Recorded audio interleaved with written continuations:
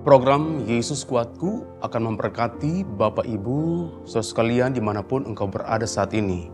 Mari awali hari ini dengan doa dan membaca kembali firman Tuhan. Haleluya. Kita satukan hati untuk berdoa bersama-sama. Bapa kami yang bertata dalam kerajaan sorga, Bapa yang kami panggil dalam nama Tuhan Yesus Kristus. Hati kami bersyukur dan berterima kasih buat hari yang baru, hari yang diberkati oleh Tuhan. Kami awali hari ini dengan membaca firman Tuhan, karena firman Tuhan adalah sumber sukacita kami, sumber kekuatan kami untuk menjalani hari-hari kami di sepanjang hari ini. Kami buka hati untuk firman-Mu. Kami dasarkan doa kami pada satu nama yang ajaib, nama yang berkuasa, yaitu dalam nama Tuhan Yesus Kristus. Haleluya. Amin. Puji Tuhan. Tema hari ini adalah abolisi. Abolisi adalah penghentian proses hukum pidana terhadap seseorang atau sekelompok orang sebelum ada putusan pengadilan. Dan itu juga merupakan hak istimewa atau hak kekuasaan dari seorang presiden untuk menghapus penuntutan pidana, sehingga menghentikan seluruh proses hukum. Nah, saudaraku yang terkasih dalam Tuhan, bagaimana respon atau reaksi seseorang yang sedang berperkara mendengar berita itu? Tentunya ada rasa sukacita yang besar dalam dirinya, ada kegirangan dalam hidupnya ketika dia mendengar berita itu. Dalam konteks spiritual atau konteks rohani, abolisi ini seringkali merujuk kepada pembebasan orang-orang percaya dari perbudakan dosa melalui kasih karunia Yesus Kristus. Nah, mari sama-sama kita melihat dalam 1 Yohanes pasal 1 ayat 9 yang merupakan ayat pokok kita di hari ini. 1 Yohanes pasal 1 ayat 9, demikian bunyi firman Tuhan. Jika kita mengaku dosa kita, maka Ia adalah setia dan adil, sehingga Ia akan mengampuni segala dosa kita dan menyucikan kita dari segala kejahatan. Nah, ayat ini adalah janji yang sangat indah, janji yang sangat mulia yang meneguhkan bahwa pintu pengampunan Tuhan selalu terbuka bagi setiap orang yang mau datang kepada Dia, yang mau percaya kepada Tuhan. Tentunya datang dengan hati yang hancur, hati yang tulus, dengan kerendahan hati. Dia mau datang kepada satu pribadi, yaitu Yesus Kristus. Dan perlu juga kita pahami dengan benar bahwa Tuhan yang kita sembah tidak meminta kita untuk menjadi sempurna lebih dulu, tetapi yang Dia minta dari kehidupan anak-anaknya, orang-orang percaya, kehidupan manusia adalah kejujuran dari kita akan hal pengampunan dosa.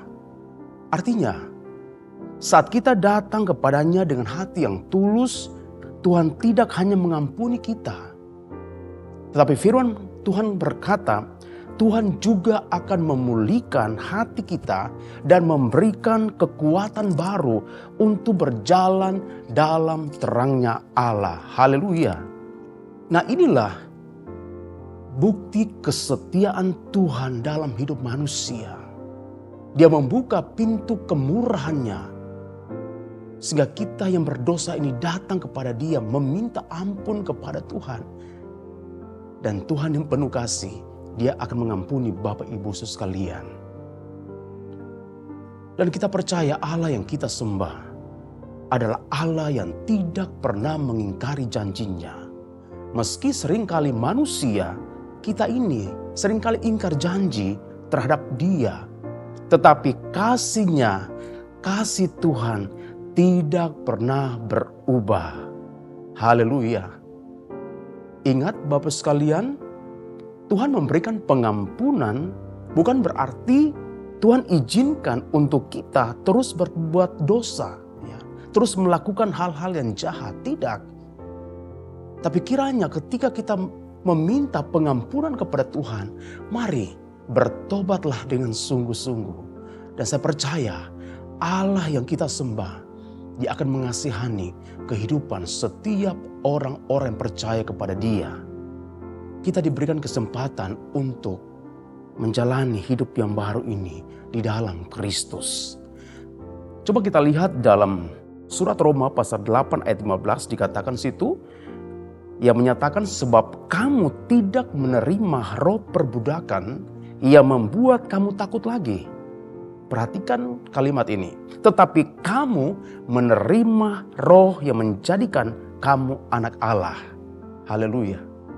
Galatia pasal 5 ayat 1 dituliskan atau menyatakan bahwa Kristus telah memerdekakan umat percaya. Dan karena itu mereka harus berdiri teguh dalam kemerdekaan tersebut dan tidak lagi tunduk pada kuk perhambaan.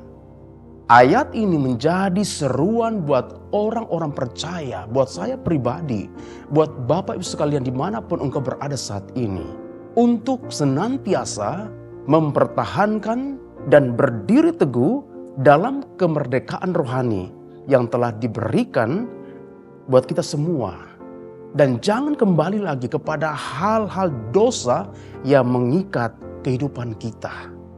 Karena itu, Bapak Ibu sekalian, mari teruslah hidup dalam roh, ya. Hidup dalam pimpinan kuasa Roh Kudus, bukan hidup di dalam keinginan-keinginan daging. Dan hal itu berarti kita hidup di dalam kasih, dalam sukacita, dalam damai sejahtera dan buah-buah roh lainnya, bukan dalam perbuatan daging. Haleluya. Terpujilah Tuhan yang kita sembah di sepanjang hari ini. Tuhan memberkati Bapak sekalian.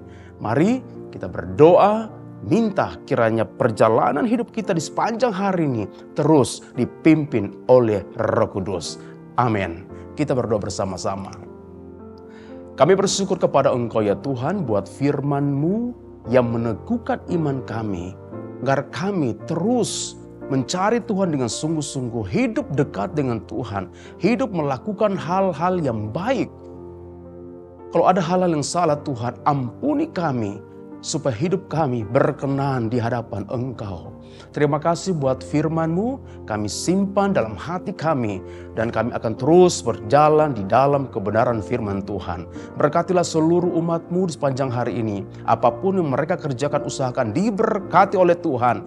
Dan kiranya damai sejahtera dari Tuhan, sukacita dari Tuhan, itu terus ada di dalam setiap kehidupan dari umat-Mu. Terima kasih buat firman-Mu. Ini doa kami mengucap syukur. Dan kami peralaskan semuanya itu di dalam nama Tuhan Yesus Kristus. Haleluya. Amin.